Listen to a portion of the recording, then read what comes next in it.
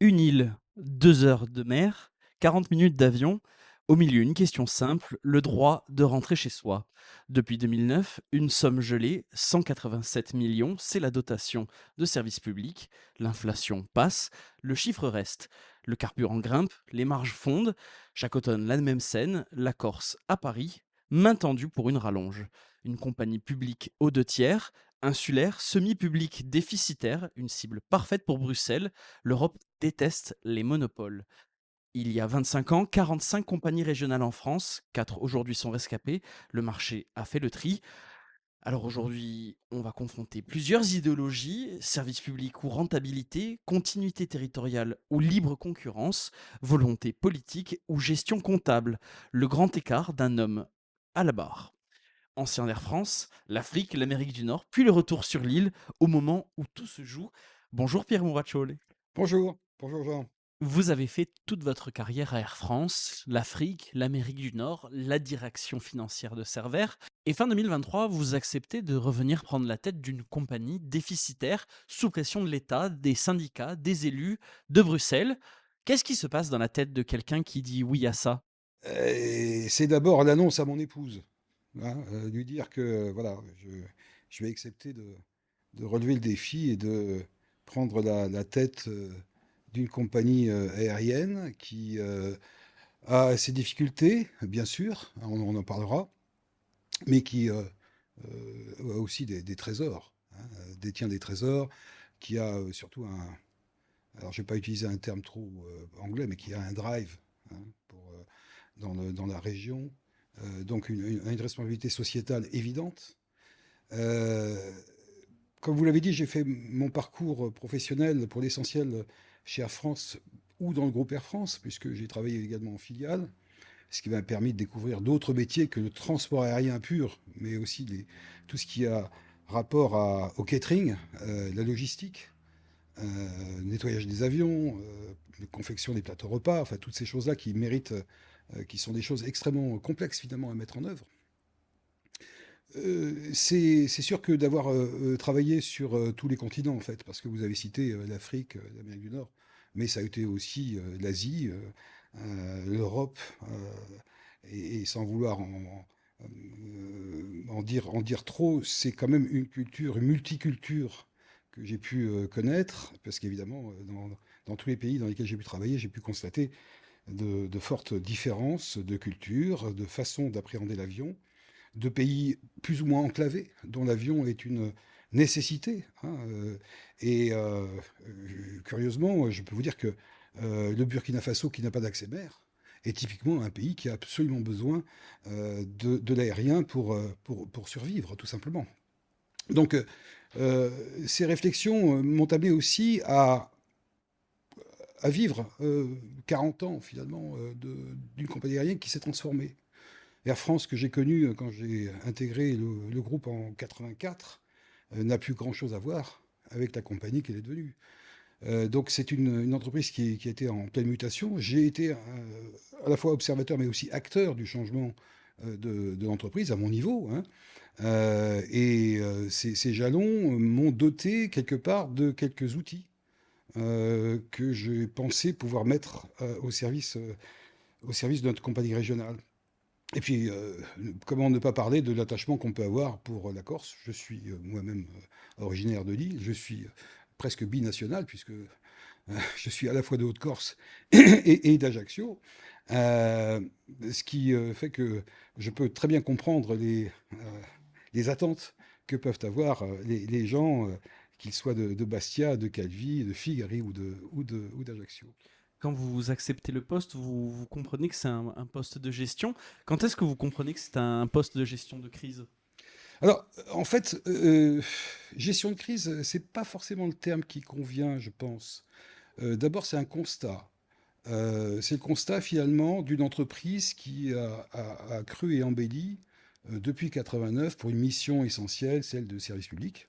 Bon, mais qui ne s'est jamais remise en cause fondamentalement, et pour des raisons très simples. C'est qu'elle n'a jamais été véritablement menacée sur son socle d'activité, qui est celle du service public, que ce soit sur le bord à bord ou Orly.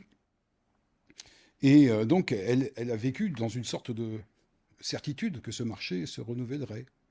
Euh, Cette certitude est venue être quelque peu contrariée. Alors, il y a eu un épisode il y a une quinzaine d'années qui n'a pas duré très longtemps. Et puis là, quand même, les choses sont un peu différentes. Et aussi, parmi les motivations que j'aimerais souligner, il y en a une, et vous l'avez évoqué en préliminaire, c'est la disparition des compagnies aériennes régionales françaises. Vous avez dit qu'il y en avait une quarantaine dans les années 2000, c'est vrai.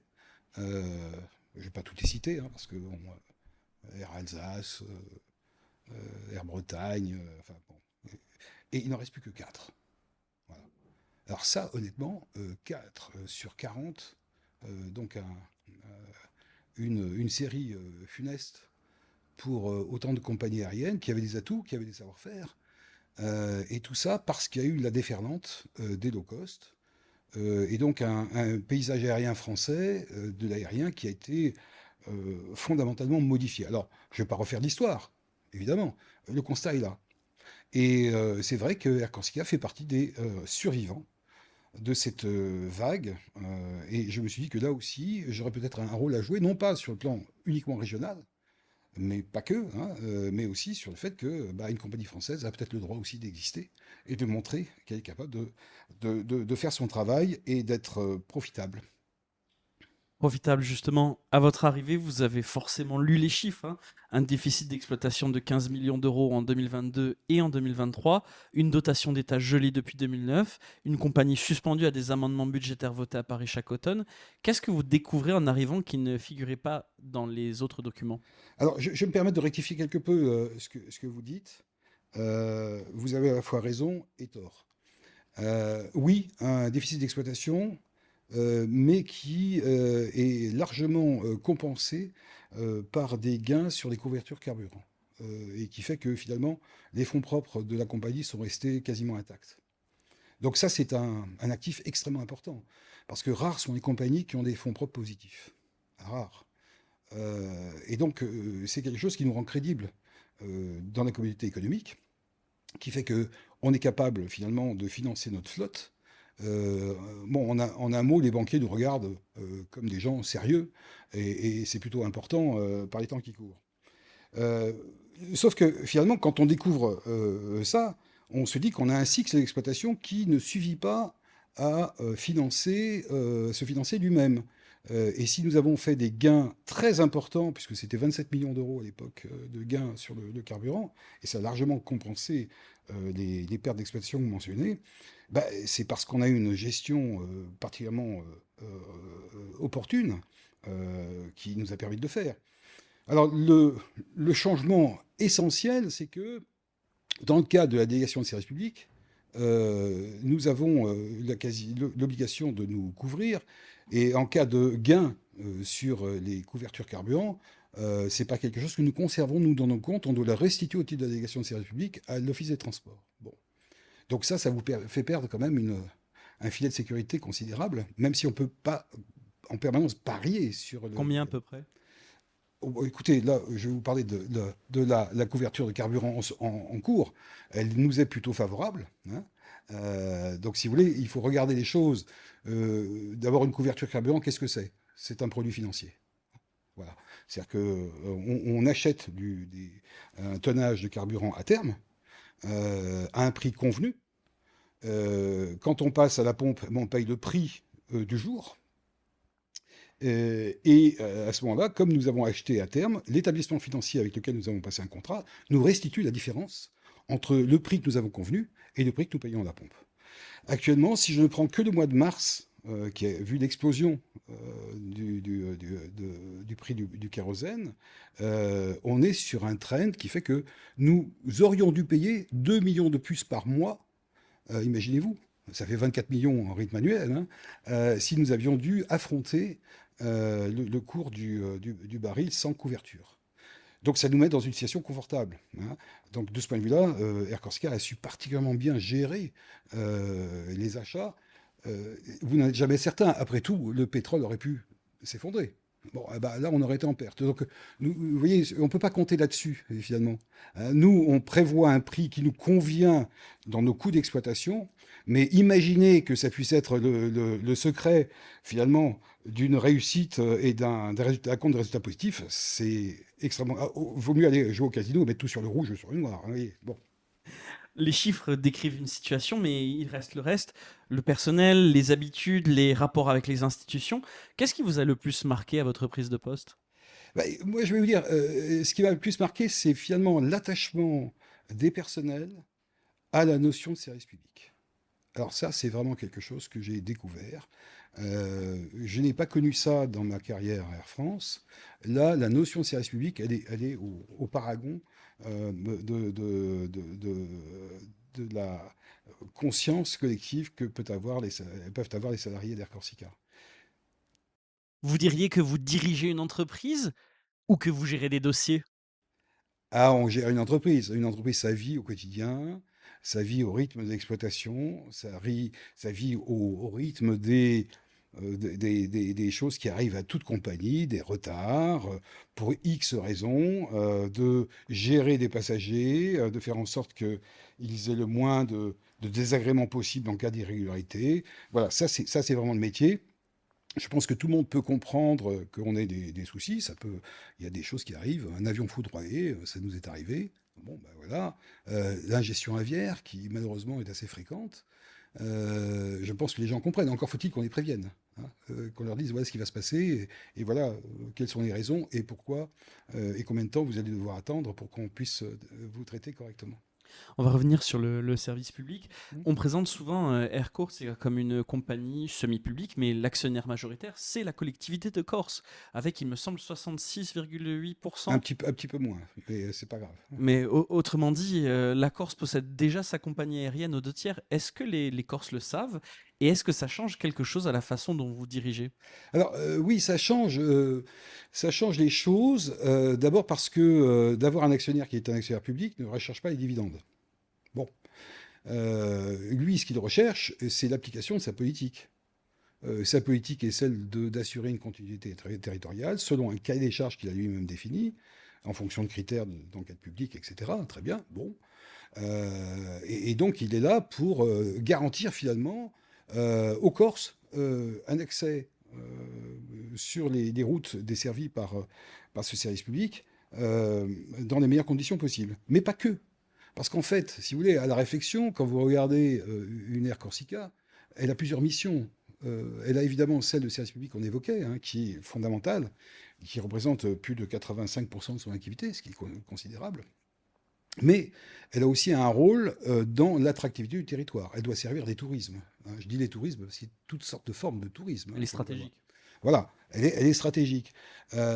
Et donc, il faut essayer finalement de rendre compatible un service public avec servir une attractivité de territoire. Ce qui n'est pas simple quand on parle des tarifs, par exemple. Évidemment, c'est des sujets qu'il faut savoir traiter parce qu'on ne peut pas faire non plus n'importe quoi avec des tarifs qui pourraient être contre-productifs ou vécus comme tels. Euh, L'autre chose aussi, c'est que elle a non seulement, je disais, une mission de service public, une mission qui est là pour refléter l'attractivité du territoire, mais aussi elle a ce qu'on appelle les flagships. Elle a des choses qui sont assez peu méconnues, assez peu connues du public. On a notre propre, alors MRO, c'est le terme technique, mais nous entretenons nous-mêmes notre flotte. Bon, ce n'est pas le cas de toutes les compagnies, hein. Il y a très peu de compagnies qui font ça. Air France le fait. Elle a son propre service industriel, mais nous le faisons. Ici, à Ajaccio, nous avons un hangar dans lequel on fait la maintenance jusqu'à enfin toutes sortes de maintenance assez poussées. En tout cas sur les modules ATR, un petit peu moins sur Airbus, hein, où on fait ce qu'on appelle les check A, check B. Et au-delà, on va ailleurs quand il s'agit de révisions plus lourdes. Mais ça veut dire, c'est important parce que nous avons délibérément dans l'entreprise choisi ce mode de C'est une fonctionnement. philosophie. C'est une philosophie et qui a du sens, hein. Pourquoi? Bah parce que on est sur une île. Et ben, quand on a un avion qui a besoin d'être entretenu, bah il vaut mieux l'avoir chez soi la plupart du temps, je dirais, plutôt que de l'envoyer à l'extérieur pour le faire entretenir. Pour revenir sur la dimension stratégique, avec un actionnaire public, un conseil de surveillance, l'Assemblée de Corse qui décide des lignes et l'État qui finance, à qui vous rendez des comptes en premier le matin quand quelque chose ne va pas? Ah, la première des choses, on en rend compte déjà aux passagers. Bon, parce que le passager, c'est celui qui nous fait vivre. Hein. Euh, alors, vous pourriez me dire, il nous fait vivre aux deux tiers, puisqu'il y a un tiers de données publiques, mais finalement, c'est l'argent du contribuable, et il en fait partie. Donc, il faut le respecter. Euh, nous en rendons compte. Alors, sur le point de vue opérationnel, on n'est pas en train de rendre compte chaque fois qu'il y a un sujet, parce que je pense que les gens à qui nous devrions en rendre compte ont bien d'autres choses à faire aussi. Mais on en rend compte dans le cadre des réunions des conseils de surveillance sur finalement les rapports d'activité que nous faisons de façon assez régulière avec eux. Et non seulement on en rend compte, on explique aussi les déformations qu'on peut connaître de l'activité pour X raisons. Le conseil de surveillance est là aussi pour nous donner une trajectoire stratégique. Hein. Est-ce qu'il y a des dossiers sensibles? Ah, alors, dossier sensible, je ne sais pas ce que vous voulez. Qu'est-ce qui pourrait constituer un dossier sensible? La réévaluation du prix du billet résident, par exemple. Ah, là, on est dans un domaine effectivement éminemment politique. Je pense que l'idée d'avoir un tarif résident qui soit tout à fait acceptable a un sens profond. C'est une ligne politique qui a voulu marquer l'exécutif de ce point de vue-là, et je pense que c'est son rôle. Hein. Il est dans son rôle. Après, il n'y a pas de secret. Le tarif résident, c'est une contribution que nous encaissons et qui ne suffit pas, par évidence, à financer le service pour lequel nous sommes dimensionnés et sur lequel on répond à un cahier des charges précis. Donc vient le sujet de la compensation, évidemment. Et le sujet de la compensation, vous l'avez signalé, en 187 millions gelés depuis 2009, hein, ce qui est assez étonnant, qui suppose des coups de pouce et de 40, de 50 millions par an, mais qui ne sont jamais acquis, hein, par définition. Donc oui, il y a un vrai sujet sur le tarif résident. L'exécutif a procédé à une légère modification, une petite hausse de quelques pourcents hein, la dernière fois. Mais je pense que il est important aussi que le tarif résident ne soit pas une sanction vécue par le passager qui a, pour plein de raisons, des besoins de services essentiels qu'il n'arrive pas à trouver en Corse. Et de ce point de vue-là, la compensation, qui est vue souvent comme une subvention, est en fait, devrait plutôt être comparée à un défaut d'infrastructure, l'absence de financement d'infrastructure. Nous aurions toutes les infrastructures nécessaires et suffisantes que les gens vont chercher ailleurs. En Corse, bah, il n'y avait pas de raison d'avoir un système tel que nous l'avons imaginé. Si la Corse possède déjà sa compagnie aux deux tiers, qu'est-ce qui empêche d'en faire un vrai service public?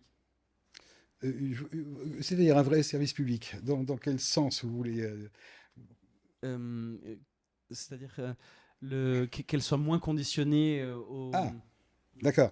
Qu'elle puisse être plus autonome. Oui. Ah, bah, là, c'est une adéquation entre un cahier des charges, les coûts de mise en œuvre de ce cahier des charges, qui est une réalité, et d'avoir une pérennité des financements qu'une compagnie doit avoir pour fonctionner. Bon.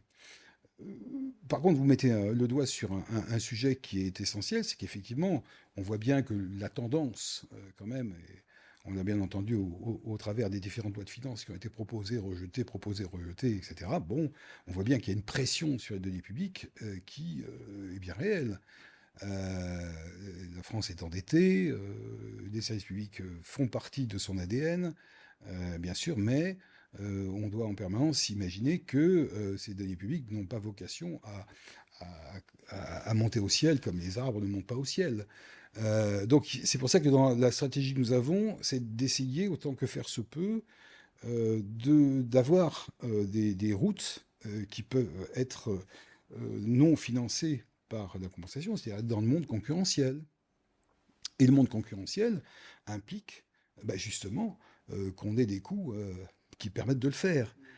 S'il s'agit de se lancer dans le monde concurrentiel avec des prix de billets qui devraient ne pas être compétitifs, bah, c'est pas la peine, on va pas le faire, hein. Donc, il faut trouver donc les moyens de nous alléger le plus possible, et c'est possible, pour pouvoir être compétitif et donc, de cette façon, pouvoir diversifier notre programme, nos routes exploitables, vers des lignes qui sont rentables et qui nécessitent pas de données publiques.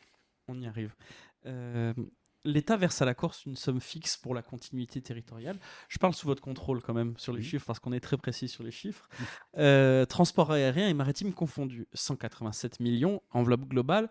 Ce montant n'a pas bougé depuis 2009, comme on le disait. Sur ce total, le maritime absorbe 106 millions. L'aérien, moins de 81 millions. Et l'inflation a grignoté plus de 50 millions de pouvoir d'achat en 15 ans. Comment vous expliquez à vos équipes qu'on planifie une compagnie aérienne dans ces conditions? C'est très compliqué. C'est effectivement très compliqué et c'est un vrai sujet parce que notre horizon, finalement, il est de 4 ans. Bon. Euh, Toutes les DSP, hein, au alors, final. non, la DSP maritime, elle est de 10 ans. Voilà, hein, la DSP aérienne est sur 4 ans. Non, je disais toutes les DSP, genre tout le cycle de revalidation de la DSP, enfin Alors, nous, c'est ça, quand de on est la paie. délégataire du service public, on en a pour 4 ans. Voilà. 4 ans, c'est très court, hein. Les avions ont une durée de vie supérieure à 20 ans, hein. Vous êtes quand même dans une perspective où vous mobilisez des actifs coûteux. Et évidemment, nous aimerions avoir une visibilité au-delà des 4 ans. C'est clair. Bon, mais c'est comme ça, c'est la règle du jeu. Bien. Et c'est une règle européenne, c'est pas une règle française. Donc, le sujet, c'est effectivement de faire en sorte que nous soyons choisis parmi les candidats. Et il y en a eu un, il y en aura d'autres. Il n'y a aucune raison qu'on en ait vécu un en 2023 et qu'il n'y en ait pas un autre qui vienne frapper à la porte, hein. Parler de vos TA. Oui, bien sûr, mais ça peut être, si vous voulez, ça peut être le lot de toute compagnie aérienne qui cherche absolument à- à avoir une activité en hiver garantie, hein, parce qu'on est quand même dans des cycles saisonniers pour ce qui est du moyen courrier ou court courrier en métropole ou en Europe d'une façon générale, et où on a une activité très faible pendant les mois d'hiver, et évidemment des périodes beaucoup plus intenses pendant les mois d'été. Donc, si vous voulez, quand vous avez une compagnie aérienne, votre rôle, c'est quand même d'essayer de lisser l'activité autant que possible. D'avoir une délégation de service public, vous êtes effectivement dans un lissage de l'activité, parce que vous garantissez un minimum de mouvement, et donc vous avez quelque part une prise en compte de vos frais fixes qui n'existerait pas autrement. Donc c'est pour ça que c'est quelque chose qui est extrêmement valorisant et recherché. Depuis 2022, la collectivité doit aller chercher une rallonge exceptionnelle à Paris, 40 millions en 2023, 50 millions en 2025, sans garantie pour la suite. Combien de temps à l'avance vous savez ce que vous allez toucher? Écoutez, moi, je ne peux pas répondre à cette Ouais. question. D'abord, c'est pas à mon étage que ça se traite. Effectivement. On a un politique qui joue son rôle, hein, qui est celui de définir un cahier des charges, qui s'assure que ce cahier des charges est conforme au règlement européen et qui est devenu extrêmement rigide, hein, parce qu'il poursuit un but, c'est effectivement de favoriser la mobilité en Europe et surtout d'éviter qu'il puisse y avoir des biais sur la concurrence, hein, c'est ça le sujet.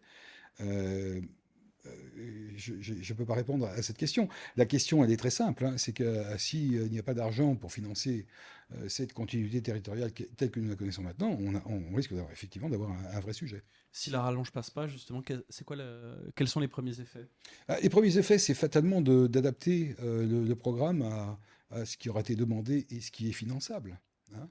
Et donc ça, je ne peux pas vous répondre. J'ai pas véritablement d'inquiétude parce que nous sommes dans une, une trajectoire qui nous laisse penser qu'on a encore une visibilité et on va candidater et on fera le mieux possible.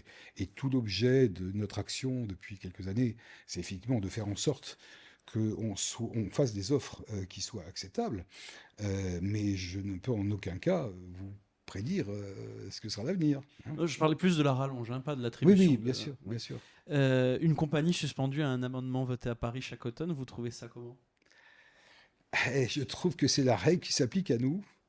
Si j'avais une baguette magique, je la changerais bien, mais je ne peux pas. Voilà. Si la dotation avait suivi l'inflation depuis 2009, c'est plus de 50 millions d'euros par an que la Corse aurait dû recevoir en plus pour maintenir le même niveau de service. Oui. En 15 ans, ce sont des centaines de millions perdus en valeur réelle. En tant que dirigeant de la principale compagnie concernée, est-ce que vous avez déjà demandé publiquement une indexation automatique de la dotation par la loi? C'est pas mon rôle. Je ne serai pas dans mon rôle. Mon rôle n'est pas politique, il est opérationnel. Hein, voilà. En 2023, la compagnie espagnole à Bakou, Volotea, s'est portée candidate sur certaines de vos lignes. Sur le Bastia-Marseille, par exemple, elle demandait 41,7 millions de compensation publique quand vous en demandez 43,8. Moins cher, donc, elle n'a pas été retenue, mais elle était dans la course. Qu'est-ce que ça a changé dans votre façon de voir l'avenir? Bah, je me suis dit que finalement, nous n'étions pas loin l'un de l'autre. Bon, donc là aussi, le coût est certainement fait partie des critères d'attribution, mais pas que. Il y a d'autres critères qui comptent. Je pense que on a un cahier des charges qui est assez exigeant. Et de ce point de vue-là, Air Corsica coche toutes les cases. Les PMR, Alors, c'est bien sûr, tout ce qui est PMR, tout ce qui est transport de matières dangereuses, hein, voire des greffons ou pour des transplantations d'organes ou ce genre de choses. Bon, je ne dis pas qu'une compagnie ne peut pas les écrire, mais nous les avons. Voilà. Et on a aussi un savoir-faire qui n'est plus à démontrer. Hein. Donc tout ça, ça compte. Et j'aurais tendance à dire que nous avons justement à maintenir une qualité de service qui soit irréprochable. Justement, Volotea n'aurait pas eu à desservir Calvi et Figari, ni à prendre en charge les 26 000 passagers médicaux par an, ni à garantir les tarifs résidents. Une fois ces obligations retirées, qu'est-ce qui vous différencie d'eux à part le prix? Ah, écoutez, je pense qu'il y a une chose importante, c'est l'empreinte que représente Air Corsica en Corse. Air Corsica est une entreprise régionale, on l'a dit, et elle est basée en Corse. Alors, moi, j'entends parler de compagnies qui se baseraient ou qui baseraient temporairement, etc. Mais je crois qu'on ne parle pas de la même chose. Quand vous avez une compagnie qui est basée comme la nôtre, ça veut dire que moi, j'ai une direction financière ici. J'ai une direction des ressources humaines ici. J'ai une direction technique ici. J'ai des bureaux d'études ici. J'ai des mécaniciens, il y en a 80 formés. Vous savez qu'il faut 6 à 7 ans pour en former. Donc voilà. Une compagnie low cost, quelle qu'elle soit, son siège ne sera pas en Corse. Elle peut éventuellement baser un avion avec ses équipages, mais ça s'arrête là. Donc ce sont des gens qui sont plus, comment dire, exportateurs de valeur que créateurs de valeur de la région. Hein. Et ça, cette distinction, elle est fondamentale. Ne pas avoir de compagnie régionale alors que nous en avons une, ce serait prendre un très grand risque sur le plan social évidemment, hein, mais aussi sur le lien qu'une compagnie régionale est capable d'apporter à l'île et ce lien qui la rattache au continent. L'exécutif vous a jugé mieux disant sur la qualité et la robustesse financière, mais sur le seul critère du prix, vous perdiez en 2027. Ce critère pèsera-t-il davantage, vu qu'on parlait justement des dépenses publiques qui cherchent à être baissées au maximum? C'est une éventualité. Je ne peux pas la prédire actuellement. Mais je dirais que nous devons la prendre en compte dans la façon dont nous présenterons notre demande et dont on soumettra nos offres, bien sûr. Et c'est véritablement ce qui a guidé notre action face à cette menace. On va parler des choses avec leur nom, hein, que nous avons connue en 2023. Pour donner un peu de perspective, est-ce que vous avez en tête le dossier de l'appel d'offres de la SNCM? Non, je pense qu'on n'est vraiment pas dans le même sujet. La compagnie maritime, je ne veux pas rouvrir le sujet de la SNCM, hein, parce que c'est bon, mais je pense qu'on n'est absolument pas dans le même cas de figure. On en parlait, la Corse détient 66% d'Air Corsica. Plutôt que de remettre ses propres lignes en concurrence tous les 4 ans et de risquer de les perdre au profit d'un opérateur low cost sans obligation de service public, Pourquoi ne pas déclarer ces liaisons non délégables et les confier directement à sa compagnie publique, comme le droit européen le permet pour les services d'intérêt généraux? Là, vous abordez une question qui consisterait à dire, bah, finalement, la compagnie régionale n'a qu'à faire le travail sans compensation, en se nourrissant d'un prix marché. C'est comme ça que je dois comprendre la question. Non, la question c'est de graver dans le marbre en fait ces lignes et de dire bon, écoutez, c'est un service public non aliénable qui n'a pas à être ouvert à la concurrence et on le donne à notre compagnie Ouais, publique. ça serait contraire au droit européen, hein, tout simplement. D'accord. On entend souvent que c'est Bruxelles justement qui impose la concurrence, qui interdit les monopoles, qui empêche d'avoir une vraie compagnie publique Ben, corse. la réalité, c'est que Bruxelles a plusieurs choses en tête, hein. Je ne vais pas me mettre à la place du législateur européen, mais Bruxelles a comme volonté de favoriser la mobilité des Européens en Europe. Bon. Donc, évidemment, la recherche d'un coût abordable fait partie du dispositif qui favorise une mobilité. Et deuxièmement, doit assurer finalement que la concurrence joue son rôle dans tous les cas de figure, sauf ceux où justement il y a besoin de services publics. Donc ça, c'est véritablement à la limite. Et donc c'est l'Europe qui dit, bah là, je dois libéraliser, ou là, je ne peux pas libéraliser parce que sinon, le service public, lui, il a sa nécessité, il doit vraiment exister, sinon il n'y aura personne. Voilà, c'est ça véritablement le fondamental du règlement européen. Je dis ça parce que en Sardaigne, il me semble qu'il y a un accord cadre pluriannuel. Oui. Aux Canaries, il y a un statut aussi qui est particulier qui a été validé par Bruxelles. Qu'est-ce qui peut être fait à l'échelle de la Corse? Il y a un dossier similaire qui peut être amené? Bon, on peut l'imaginer, sauf que si vous voulez, l'histoire fait que la structuration ne s'est pas faite de la même façon. Et on a un poids historique qui définit la continuité territoriale. Tout peut toujours être remis en cause. Mais sans doute faut-il quelques années de réflexion avant d'y arriver. On est peut-être un peu trop près de la prochaine DSP pour que celle-ci puisse se manifester. En janvier de l'année dernière, la CDC a publié au journal officiel européen un appel d'offres de type nouveau, une concession de transport aérien, 36 lots, 301 millions d'euros. Le texte précise que l'opérateur exploitera à ses risques et périls et qu'il ne jouira d'aucun droit exclusif sur les lignes. Concrètement, ça veut dire que la Corse demande à un opérateur de prendre tout le risque financier sans lui garantir l'exclusivité. Pour vous, c'est une obligation européenne ou un choix politique? Je pense que c'est un choix politique, éminemment politique, dans le bon sens du terme. Je pense qu'on a affaire à une région qui cherche absolument à désaisonnaliser. Effectivement, la saisonnalité est un, je ne vais pas dire un piège, mais c'est une structuration d'activité économique qui est particulière, hein. Vous avez une sorte de d'hibernation, et puis tout d'un coup, 1er avril, tout le monde se réveille, et puis on y va, et puis De ça dure comme 300 ça. 000 à 3 Voilà, millions. voilà, c'est Ouais, ça. voilà. Bon. Donc ça fait des montagnes russes, et c'est sûr que si il était possible de lisser tout ça, et donc je pense que dans l'esprit de l'exécutif, c'est des éléments qui peuvent faire bouger les lignes, hein. Montrer que la Corse a aussi une attractivité hors saison, bah, ça a beaucoup de sens, bien sûr. Donc ça ne peut être que profitable à l'économie. Après, c'est un système qui, à ma connaissance, existe dans pas mal de pays hors Europe, mais qui n'existait pas en Europe. Du coup, on a un doute sur la qualification que peut en faire l'Europe, voire l'État membre qu'est la France. Et donc, de ce point de vue-là, il y a effectivement un recours du préfet qui considère que ça peut être assimilé à des aides d'État. Bon, moi, je ne suis pas dans le dossier juridique. Nous, simplement, on est candidats et nous avons, sur les 12 lots, enfin, sur les 36, il y en a 12 qui ont été donnés et nous en avons 3.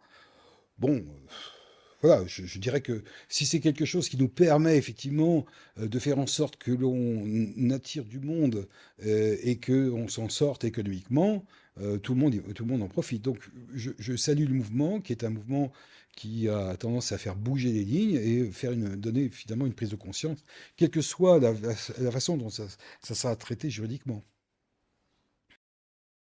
C'est pas la première fois qu'on le dit, la CDC est l'actionnaire majoritaire d'Aircourt, Siga. Et là, qu'est-ce qu'on voit? Un appel d'offres, pour des compagnies concurrentes, à leur propre risque. Qu'est-ce qu'il faut Oui. en penser? Oui, effectivement, c'est vrai que, ça semble un peu paradoxal, mais c'est la réalité des choses. Elle est à la fois autorité délégante et en même temps, propriétaire à plus des 2 tiers de l'entreprise. C'est vrai que, ça pose question, mais c'est la réalité des choses telles qu'elles ont été montées, à ce stade. Ce glissement, vers la concession à risque arrive au moment où la compagnie est déjà, déficitaire, comme on le disait, et la réponse à cette double pression, c'est votre plan de transformation, le plan Tokanoi, c'est ça? Oui? Le plan Tokanoi, lancé au printemps 2025, vise 30 millions d'économies par an d'ici 2028 avec 30 chantiers ouverts. Il prévoit le départ de 70 salariés d'ici 2027, soit près de 10% de ses effectifs, et un effort important demandé au personnel. Comment vous avez convaincu vos équipes que c'était la seule voie? Et ça a nécessité un travail, je dirais, pédagogique. Je pense que la pédagogie, bien sûr, a fait son œuvre. Ça s'est fait dans le cadre d'un dialogue social assez serein, je dois dire, où finalement, en tant que dirigeant, je me suis dit, vu les chiffres que j'ai, et pour nous mettre dans les meilleures conditions possibles pour l'appel d'offres à venir, ne pas le faire serait une erreur. Voilà, aussi simple que ça. Après, encore faut-il qu'on ait l'adhésion des personnels, parce que vous pouvez imaginer les meilleurs plans possibles. Si vous n'avez pas l'adhésion des personnels, ça ne sert à rien. Vous n'y arriverez pas. Et je peux vous le dire en toute connaissance de cause, parce que j'ai connu la transformation d'Air France, qui a duré beaucoup plus longtemps que les 2 années qui viennent de se passer. Et si cette transformation n'est pas complète chez Corsica, je veux dire, elle a quand même bien avancé. Bon. Mais je peux vous dire que chez Air France, vous avez eu des résistances au changement qui sont des réactions naturelles. Pourquoi changer alors que tout a si bien fonctionné jusqu'à maintenant? Ben, c'est une question légitime. Sauf que le monde a changé. Le monde est devenu, quelque part, plus brutal qu'il n'a jamais été, hein, sans parler des tensions géopolitiques, mais on voit bien que il peut se passer des choses qui sont d'une rare brutalité. Et si vous voulez, moi j'ai vécu des moments compliqués dans ma carrière professionnelle, et je dis que ben, il est parfois, si on a la possibilité de faire comprendre à nos salariés que quelques efforts valent mieux que quelque chose qui serait beaucoup plus dur à vivre, je suis dans mon rôle de dirigeant, très évidemment. Alors après, je dirais, l'art et la manière, ça ne convient pas forcément à tout le monde. On écoute toutes les sensibilités, bien sûr, hein, mais ce qui est essentiel, c'est le dialogue social et que le dialogue social puisse permettre d'arriver à un équilibre. Quand un dirigeant demande des efforts à ses salariés pendant que l'actionnaire public et l'État restent à l'écart de l'effort, comment on défend l'idée que tout le monde fait sa part? Ah, alors, je pense que l'actionnaire et l'État font leur part. L'argent public, il existe. Et c'est pas rien. Parce que quand il représente 30% du chiffre d'affaires de l'entreprise, bah, dites-vous bien qu'un canistré que vous avez à bord de l'avion, bah, il y en a un tiers qui a été payé par contribuable, que vous êtes, que je suis. Voilà. Bon. Ça, c'est un peu la boutade, mais c'est une réalité. Donc, c'est quelque chose qui nous engage. Euh, la collectivité fait son travail aussi, hein. D'abord, elle nous a soutenus au travers du conseil de surveillance dans l'action que nous avons menée. Et c'était important parce qu'on a quand même eu des lignes de rupture avec ce qui se faisait précédemment, parfois importantes, parfois de l'ordre du symbole. Mais vous savez, quand vous avez des gens qui ont été dans leur couloir de nage pendant plus de 30 ans, et puis vous leur dites, bah, voilà, il va falloir changer votre façon de travailler, euh, c'est jamais simple. Je pense que vous avez à un moment donné un élan collectif qui est de dire oui, vous avez raison, on comprend. Avec les chiffres que vous nous mettez sous le nez, on sait faire aussi l'arithmétique. On n'est pas en train de réinventer les mathématiques, hein.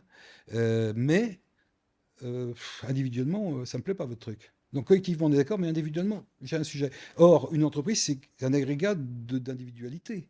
Donc chacun a son équation personnelle. À qui ne veut pas se remettre en cause parce que il a toujours fait son travail, il a peur de changer de travail, de se remettre à une activité qu'il ne connaît pas ou qu'il va falloir apprendre. D'aucuns qui se retrouvent à quelques années d'une fin de carrière, et nous sommes dans une pyramide des âges dans l'entreprise avec 35 ans d'activité qui fait que, évidemment, vous avez pas mal de gens qui sont C'est quoi l'âge moyen à Aircourt? oh, on est écoutez, je n'ai pas le chiffre en tête, mais on doit être entre 45 et 50 ans maintenant. Donc, on a quelques jeunes, hein, heureusement, hein. Bon, peut-être un peu plus. Mais un peu moins finalement depuis qu'on a fait la rupture conventionnelle collective, qui a significativement baissé la moyenne d'âge. 30 millions d'économies par an, c'est le double du déficit annuel dont on parlait tout à l'heure de 2022 et 2023. Pourquoi viser 2 fois plus que les pertes constatées? Allez, Alors, c'est pourquoi? Parce que, en fait, la réalité, c'est que nous ne sommes pas dans un environnement économique figé. Les choses bougent, et jamais dans le bon sens. Donc l'idée, c'est pas seulement de se dire on va baisser nos coûts, quand je dis nos coûts, c'est pas seulement les coûts d'ailleurs dont on parle, parce qu'en fait, dans cette affaire-là, il y a aussi de l'accroissement de recettes, hein. Et curieusement, les gens sont plus favorables à faire de l'accroissement de recettes que de baisser des coûts. c'est fou, hein. Voilà, mais c'est une réalité.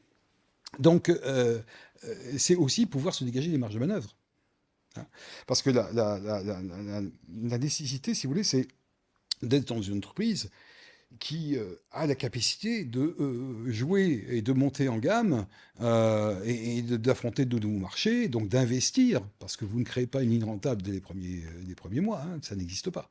Mis à part peut-être Florence, hein, qui est un cas que je mets de côté parce qu'il est intéressant, il est tout à fait atypique. Mais donc c'est pouvoir se dégager des marges de manœuvre. Et pourquoi? Ben parce que on voit quoi? On voit une inflation des coûts, de toute façon, qui nous arrive parce que vous avez une raréfaction des avions, des moteurs, des pièces détachées. Et voilà. Donc, à partir du moment où vous avez une supply chain qui ne s'est pas complètement remise en route depuis le Covid, vous avez une raréfaction des pièces. Comme on dit, hein, tout ce qui est rare est cher. Donc, vous avez des avionneurs, vous avez des motoristes qui ont augmenté leur prix de façon considérable. Donc, il faut être capable, si vous voulez, de mettre l'entreprise en ordre de marche pour qu'elle puisse encore se financer sur ces marchés-là. Sur les 30 millions d'économies visées, une partie vient de la révision de la dotation, mais une part importante repose sur le personnel, départ, productivité et organisation du travail. La Corse détient 66% de la compagnie. Plutôt que de faire porter l'ajustement par les salariés, pourquoi l'actionnaire public majoritaire ne recapitalise-t-il pas pour couvrir le déficit structurel de la mission de service public, comme l'État le fait pour la poste dans les zones rurales ou pour les lignes de train déficitaires? Recapitaliser n'a pas de sens s'il n'y a pas un projet industriel derrière. Si vous donnez de l'argent et qu'on le consomme, ben, vous revenez en disant ah ben, il n'y en a plus, il m'en faut encore. Donc c'est pas comme ça qu'on peut avoir une vision durable des choses. Donc bien sûr, il est toujours possible de faire appel à l'actionnaire en cas de besoin. Nous n'en sommes vraiment pas là, puisqu'on a des fonds propres positifs, de 40 millions, hein, ce qui est plutôt, nous met dans une situation plutôt favorable. Mais justement, l'intérêt, c'est de ne pas entamer ces fonds propres et de ne pas avoir besoin d'augmenter le capital et donc d'avoir nos propres ressources. Et puis, accessoirement, je ne suis pas certain que compte tenu des priorités que peut avoir l'exécutif par ailleurs en termes de financement d'infrastructures, je ne suis pas certain que, voilà, que la priorité revienne à la compagnie si elle a les capacités de se développer par elle-même. L'autre moitié du plan, justement, c'est d'aller chercher la croissance ailleurs, vers l'Europe et le tourisme, avec un mécanisme nouveau. Pour compenser, vous ouvrez à l'été 2026 des lignes vers Munich, Vienne, Rennes et des escapades hivernales vers le Maroc et l'Espagne, sans subvention de continuité territoriale, évidemment. En parallèle, la puissance publique met en place un achat de flux, en clair, de l'argent public pour remplir les sièges vides en hiver, avec un objectif de 7 millions de nuitées et 100 millions de retombées sur 4 ans. Est-ce que ce n'est pas une autre forme de subvention publique déguisée en pari touristique? Moi, je ne peux pas me prononcer là-dessus, c'est ce que je disais. Euh, il y a le droit européen, il y a effectivement ces mécanismes qui existent hors Europe que j'ai vus. J'ai jamais vu ça en Europe, à ma connaissance, ça n'a pas été mis en œuvre. Donc il y a un doute sur la légalité, je dirais, du sujet, donc il sera débattu, hein. Moi, ce que j'en pense, c'est que ça fait bouger les lignes. Voilà. C'est un outil de décentralisation de premier plan. Honnêtement, je forme le vœu que ça puisse passer, hein, parce que nous, on a besoin d'activité. Donc tout ce qui nous permet d'avoir d'activité, bah, c'est bon à prendre pour une compagnie aérienne, bien sûr, hein. 80% de votre activité reste sur les lignes de service public. Ces nouvelles lignes vont changer la structure de la compagnie ou juste la compléter à la marge? Alors, de ce point de vue-là, nous, on a pris une orientation qui est en fait celle de... D'abord, on n'ouvre pas des lignes comme ça par hasard. Bon. Donc, il y a quand même des études de marché qui sont faites, et c'est des chiffres, des chiffres, des chiffres, des chiffres. Bon, puis après, il y a la vraie vie. Alors, la vraie vie, elle est sujette à toutes sortes de d'oukas qui peuvent intervenir, et Dieu sait qu'on en connaît quelques-uns. Sur la crise du pétrole, bon... euh, Covid, Oui, il y en Covid. a eu. Moi, je veux dire, je vais peut-être vous étonner, mais dans ma carrière, j'ai connu la première guerre du Golfe, la deuxième guerre du Golfe, bon, le 11 septembre, Lehman Brothers en 2008, le Covid, 5 crises majeures qui ont affecté de façon extrêmement lourde, jusqu'à l'arrêt total de l'activité aérienne quand même, hein, c'est jamais vu ça, bon, pendant le Covid. Est-ce qu'on est à la veille d'une crise de la même magnitude? Je dis c'est possible, parce que si on a des problèmes alors de tarifs, on a vu le prix n'est plus un sujet, en tout cas pour Air Corsica, hein, le prix du kérosène, puisque nous l'avons fixé, et donc on est, entre guillemets, tranquille sur un écart de coût possible, puisque nous l'absorbons grâce à des produits financiers. Jusqu'à quand? Jusqu'à fin 2027, mais en fait, aujourd'hui, c'est fin 2027 et probablement un petit peu 2028. Parce que si vous voulez, il faut bien avoir en tête que le prix du carburant, vous imaginez une vague. Donc cette vague, elle est très haute en ce moment. Mais si vous allez chercher des prix plus loin, bah, les prix sont plus bas. Donc il ne faut pas être en haut de la vague. Il faut avoir déjà anticipé et acheter ces prix loin pour pouvoir en bénéficier le jour où ça arrive. D'accord? Et cette vague, elle se déplace. Voilà. Donc, on est dans cette configuration-là. Donc, actuellement, si vous voulez, nous, on est tranquille sur nos capacités d'emport. On est couvert à presque 100%, pas tout à fait 100%, 97 pour être exact, 100% sur le service public, et puis il y a quelques lignes charter qui ne le sont pas. Mais je dirais que c'est assez anecdotique. Donc, ça nous met dans une situation, du point de vue des coûts, de ce point de vue-là, de ce poste-là, et qui, Dieu sait qu'il est important, dans une situation confortable. En revanche, si nous devions avoir une crise d'alimentation du kérosène, là, ce serait autre chose.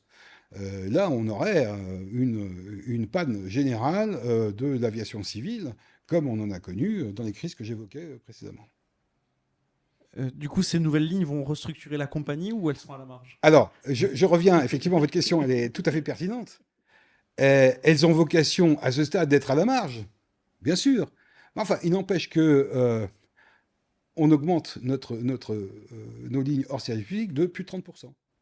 Bon, alors, c'est vrai que c'est sur une petite base, mais enfin, il n'empêche que c'est... Rome ne s'est pas faite en un jour. Voilà. Alors, pourquoi faisons-nous ces choix d'aller à Munich, d'aller à Vienne, d'aller éventuellement à Rennes? Je vais vous dire, il y a déjà fondamentalement, si je prends l'Allemagne, et particulièrement la Bavière, alors il y a un PIB allemand. Bon, le PIB allemand, il est ce qu'il est, mais si vous êtes capable de zoomer et faire un PIB sur Munich, c'est plus le même PIB. Voilà. Même chose sur la région de Vienne. Donc, quelque part, ils ont des Deutschmark, hein, et nous, on a du soleil. Donc, il peut y avoir un troc possible, hein. Je le dis un peu de façon un peu vulgarisée, mais c'est une réalité. Il y a aussi une autre réalité, c'est qu'ils ont des vacances qui ne sont pas tout à fait les mêmes que des vacances que nous avons en France. Et donc, les Allemands, en octobre, bah, je ne vais pas dire que c'est le plein été, mais quand même, ça fait partie des choses pour lesquelles ils aiment bien voyager. Donc tout ça, ça participe à notre volonté évidemment de parier sur ces lignes et puis après de monter en gamme et d'augmenter les fréquences. Si 2026 est mauvais, si les Deutsche Mark allemands vont en Croatie plutôt qu'en Corse, qu'est-ce que ça change pour ces lignes non subventionnées? Ah, moi, je vais vous dire, je pense que ce serait une erreur de leur part d'aller en Croatie plutôt qu'en Corse. Déjà, on va commencer par le commencement. Euh, je pense que la Corse a des choses à offrir et on doit être capable de faire la différence. Évidemment, nous ne sommes qu'un maillon de la chaîne, hein. Et c'est pas parce que vous mettez de l'offre que vous avez forcément de la demande. Même si parfois l'offre peut susciter la demande. C'était le grand pari de Ryanair qui a plutôt réussi dans ce domaine, mais avec des artifices. Je ne vais pas rentrer dans les détails. Mais je pense qu'on a notre carte à jouer. On peut jouer nos atouts, mais on n'est qu'un maillon de la chaîne. Ne Ça veut l'oublions dire pas. quoi concrètement? Concrètement, ça veut dire que nous devons faire connaître la Corse aux Allemands, aux Autrichiens, comme on a su faire connaître la Corse aux Belges. Puisqu'on voit maintenant qu'on a une ligne sur Charleroi qui est en passe d'être annualisée. Franchement, bravo, hein, parce que d'avoir parié sur Bruxelles-Charleroi il y a maintenant 6 ou 7 ans, je ne sais plus exactement, c'était un très très beau pari. Ce pari, il est passé aussi par une relation exceptionnelle qu'on peut avoir avec les acteurs locaux. Vous avez un patron de la région de l'aéroport de Charleroi qui a fait un travail de repérage, de promotion euh, auprès des gens qu'il connaissait, des clubs de sport. Voilà, c'est ça le Il travail me qu'il faut semble que faire. c'est une des lignes qui marche le mieux, c'est ça? C'est une ligne qui marche bien. Voilà. Elle marche bien, comme le Toulouse marche bien, comme Lyon, même si on est dans un univers très challengé par à la fois de EasyJet ou Volotea, bah, écoutez, on tire notre épingle du jeu, hein, voilà. Donc ça veut dire que quand même, Air Corsica est capable Et compétitive. est compétitive. Alors, après, c'est toujours la même chose. Nous, notre intérêt, c'est évidemment de commencer à voir quelle est la température de l'eau, hein, et puis après d'investir progressivement et pouvoir bâtir un programme. Et c'est vrai que dans cet esprit-là, plus on en fait, plus on se détache de la dépendance des deniers publics. Ces nouvelles lignes vers l'extérieur, c'est une bonne chose, donc, si je comprends bien, mais le cœur du sujet reste les lignes vers l'intérieur, ou du moins la continuité. Les lignes Paris-Corse, celles qui coûtent le plus cher en subvention, ne sont pas utilisées par la grande majorité des résidents, et encore 30% en hiver, mais seulement 13 en été. Autrement dit, l'été, sur 100 passagers de ces lignes subventionnées, 13 sont des Corses qui rentrent chez eux. Est-ce qu'on peut encore appeler ça de la continuité territoriale? Alors, je pense que d'abord vos chiffres, bon, mériteraient d'être un peu augmentés parce que après, on les compare à la capacité d'avion ou le nombre total de passagers. On peut avoir des chiffres totalement divergents. On a un petit peu plus de résidents que vous le dites. On peut atteindre des 30% sur certaines lignes qui vont à Paris. Mais je pense que de limiter cette analyse sur le seul trafic résident serait une erreur. Parce que d'avoir ces lignes ne sert pas seulement au trafic résident, qui lui quelque part est subventionné, mais aussi à avoir toutes les relations sociales. Euh, alors ça peut être des étudiants, ça peut être des échanges d'étudiants, ça peut être enfin tout ce qui fait le tissu social d'une ligne entre Paris et la Corse. Ce chiffre figure dans les rapports de l'exécutif Oui. depuis des années, Mhm. et certains envisagent, pas forcément l'exécutif, déjà d'exclure ces lignes du périmètre subventionné en 2027. Vous le préparez, ce scénario? Non, je ne pense pas. Alors, je ne sais pas qui a. Enfin, nous, on imagine toutes sortes de scénarios, évidemment. C'est notre métier, hein. On fait des scénarios dans tous les sens, évidemment. Mais nous en sommes, nous, sur l'hypothèse que nous conserverions le même périmètre d'activité, hein. Le, le C'est le désa- scénario le plus crédible. le désengagement d'Air France de l'aéroport d'Orly ne changera en rien en 2027? Ah, je ne peux pas répondre là-dessus. Je peux pas répondre. Je pense que Air France a pris une décision stratégique qui a énormément de sens, hein, de regrouper ses activités à Roissy. Je pense qu'Air France, évidemment, mène une réflexion sur sa candidature à la prochaine DSP. Je ne peux pas me prononcer à ce stade, c'est beaucoup trop tôt. On verra. Ils ont le sujet. Nous avons le sujet. Nous souhaitons bien évidemment poursuivre l'activité en groupement sur Paris. Maintenant, c'est une décision qui leur appartient et ils en sont maîtres. Vous parliez de restructuration tout à l'heure. Il y a 25 ans, la France comptait donc 45 compagnies aériennes régionales. Il en reste 4 et Air Courts en fait partie. Toutes les autres ont disparu, avalées par la concurrence. Quand vous regardez ce chiffre, est-ce que vous vous dites que votre métier à terme est condamné par le marché ou qu'il y a une voie corse différente? Je pense honnêtement qu'il y a une autre voie et qu'il faut savoir l'emprunter. Euh, bon, d'abord, on est protégé par la mer. Bon, c'est un constat géographique qui a son importance. Euh, je ne ferai pas l'injure d'imaginer qu'il puisse y avoir un chantage, une forme de chantage au social. Parce que ça n'a pas beaucoup de sens. Et on a vu quand même que ça n'avait pas résisté. Vous mentionnez la SNCM à une époque, bon, qui a fait sa mutation. Hein, donc les mutations sont possibles, Forcé. forcées. Euh, Moi, je pense qu'il y a une autre voie. Je vais vous donner un exemple. Une compagnie low cost, elle est low cost. Bon, ça n'empêche pas de candidater à des desserts de service public. Bon, ça veut dire, et d'ailleurs, elle en possède. Hein, pour ne citer que Volotea, ils font du Lourdes, Tarbes, Paris, bon, en délégation de service public. Bien. Ça veut dire que Volotea est capable d'avoir une activité hybride. Bon, pourquoi pas nous? Et finalement, qu'est-ce qu'on est en train de faire? On est en train de faire tout simplement, évidemment, l'ADN d'Air Corsica étant la délégation de service public, il est hors de question de ne pas candidater. Évidemment, bien sûr. Mais ça ne doit pas nous empêcher à réfléchir sur le modèle qu'on mettra en place de façon plus attractive, plus compétitif sur des autres lignes. On ne va pas devenir pour autant low cost, ça c'est pas vrai. C'est pas possible. L'entreprise n'est pas récente, comme peuvent l'être certaines qui sont nos compétiteurs, donc qui ont des coûts évidemment de compagnies relativement neuves.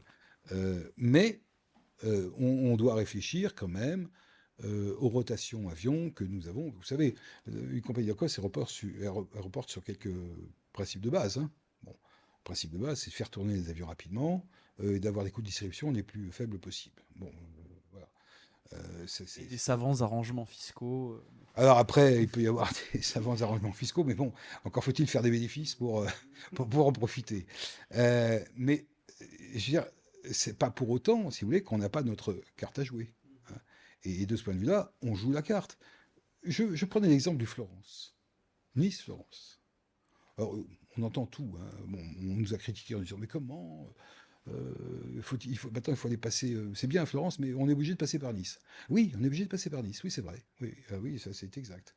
Mais rendons-nous compte, nous aurions ouvert un Ajaccio-Florence direct, un Bastia-Florence, un Calvi-Florence, un Figueres-Florence.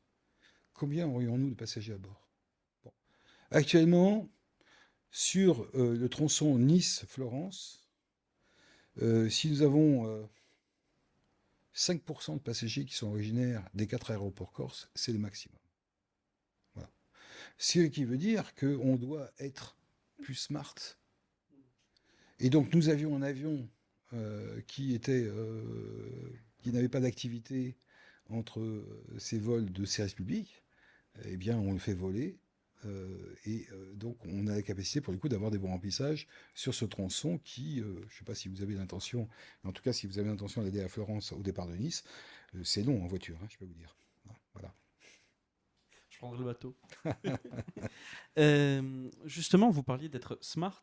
Si demain la CDC vendait une partie ou toutes ses parts, si un opérateur international vous rachetait, qu'est-ce qui resterait, qu'est-ce qui se passerait à Air Corsica? Est-ce que ce serait un scénario envisageable? Bah, tout est envisageable.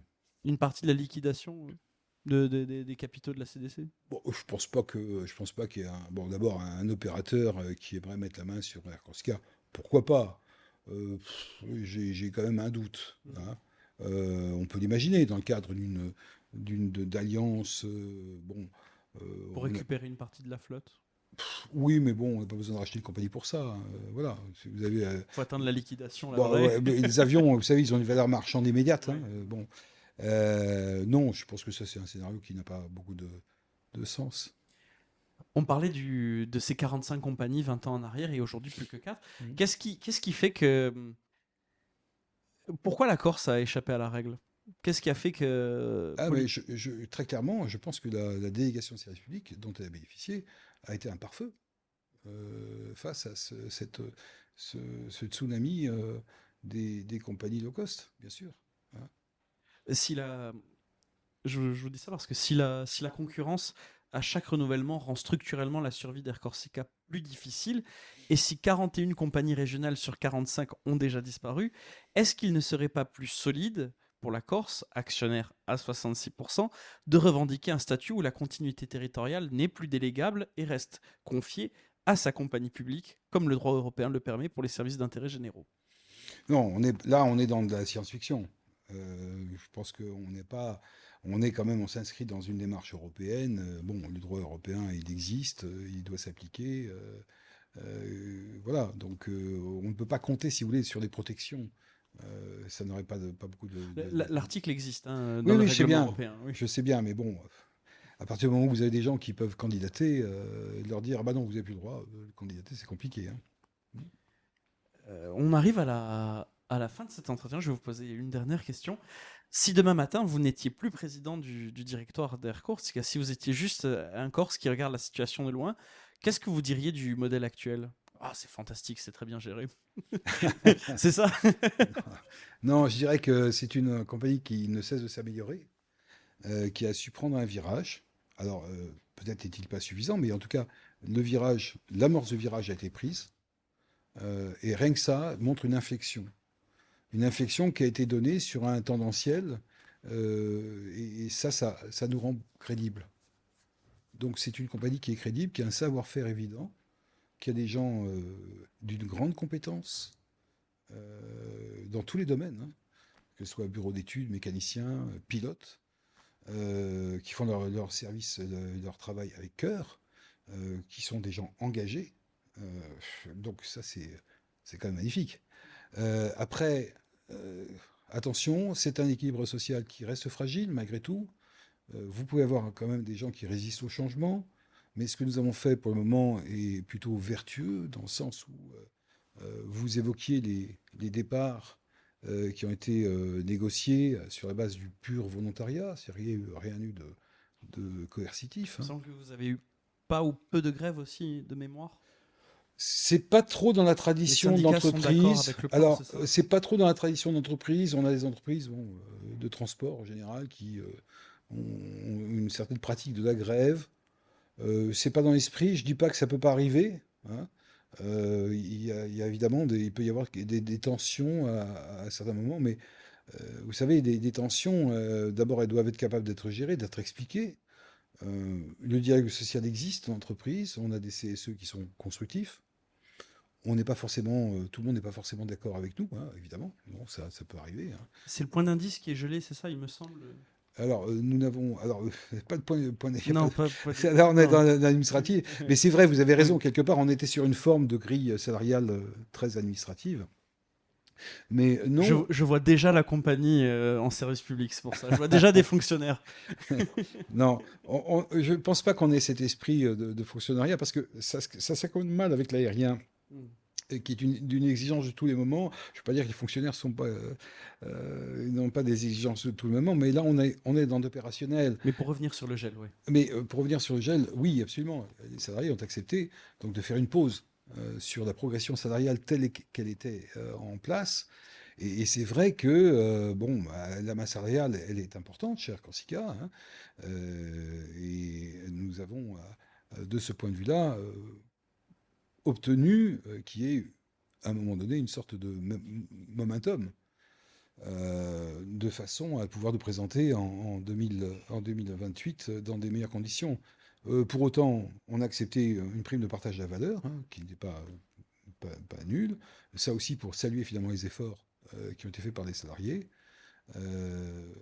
Ça fait partie des choses que l'on doit être capable de partager avec nos salariés. C'est une forme d'encouragement aussi, qu'on envoie un message d'encouragement. C'est bien, continuons. On n'est pas au bout de nos peines. Il y aura certainement encore des choses à faire.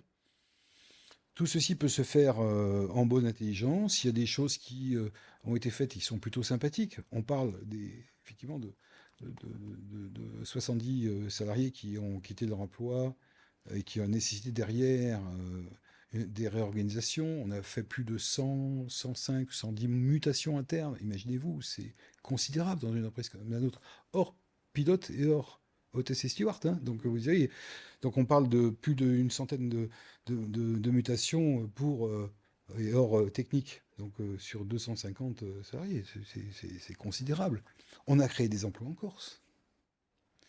On a renforcé le service aux clients, notamment en créant des cellules d'exploitation seul qui sont là pour justement envoyer les SMS ou les messages à nos clients pour les informer en cas d'irrégularité d'exploitation. De ce point de vue-là, les enquêtes de satisfaction sont plutôt favorables. Elles le seront probablement d'autant plus que ces enquêtes de satisfaction n'avaient pas pris en compte ces évolutions en qualité de service qui seront prises en compte lors de la prochaine vague que nous aurons au sortir de l'été. On est là aussi, si vous voulez, dans une dynamique qui fait que on peut faire mieux, moins cher.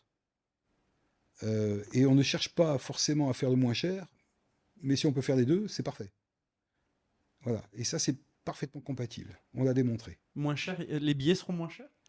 Ah ben les billets, je vais vous dire, c'est pas compliqué. Les billets, s'ils sont chers, ils se vendent pas.